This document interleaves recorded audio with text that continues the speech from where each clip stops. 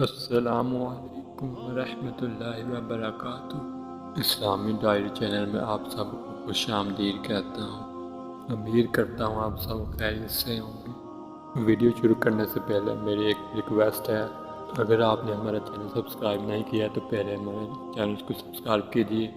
اور ساتھ bell icon کو پریس کیجیے تاکہ ہر نئی آنے والی ویڈیو کا نوٹیفیکیشن آپ تک بر وقت پہنچ سکے۔ دوستو، ہمارا چینل نیو ہے، ہمیں آپ کی سپورٹ کی ضرورت ہے اور آپ ہمارے چینل کو پہلے سبسکرائب کر دیجیے، شکریہ۔ جب عورت بالغ ہو گئی تو اللہ رسول صلی اللہ علیہ وسلم کی طرف سے شریعت کے تمام احکام کی پابند ہو گئی۔ اب اس پر نماز، روزہ، حج و زکوٰۃ کے تمام مسائل پر عمل فرض ہو گیا اور اللہ تعالیٰ کے حقوق اور بندوں کے حقوق کو ادا کرنے کی وہ ذمہ دار ہو گئی۔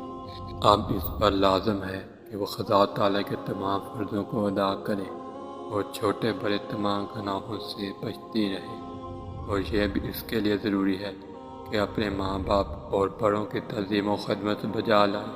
اور اپنے چھوٹے بھائیوں، بہنوں اور دوسرے عزیز و اقارب سے پیار و محبت کرنے، پڑوسیوں اور رشتے ناطے کے تمام چھوٹے بڑوں کے ساتھ ان کے مراتب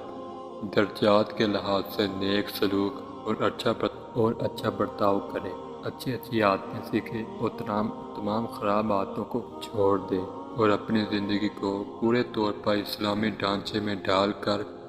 نیچی کچی پابند شریعت اور ایمان والی عورت بن جائے، اور اس کے ساتھ ساتھ محنت و مشقت اور صبر و رضا کی عادت ڈالے۔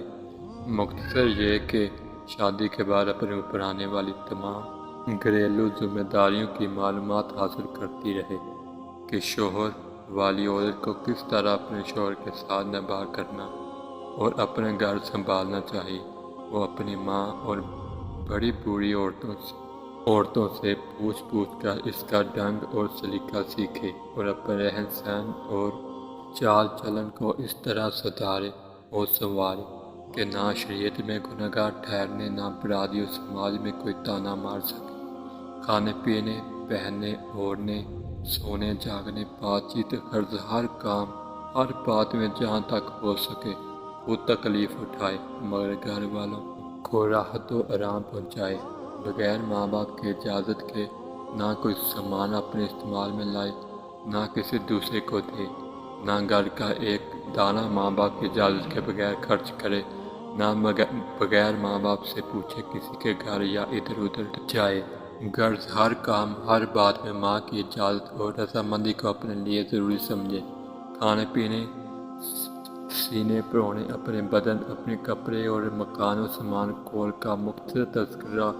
صاف لفظوں میں تقریر کرتے ہیں تاکہ ہر عورت انہیں حقوق و فرائض کو ادا کر کے اپنی زندگی کو دنیا میں بھی خوشحال بنائے اور آخرت میں بھی جنت کی لازوال نعمتوں اور سرفراز و مالامال ہو جائے۔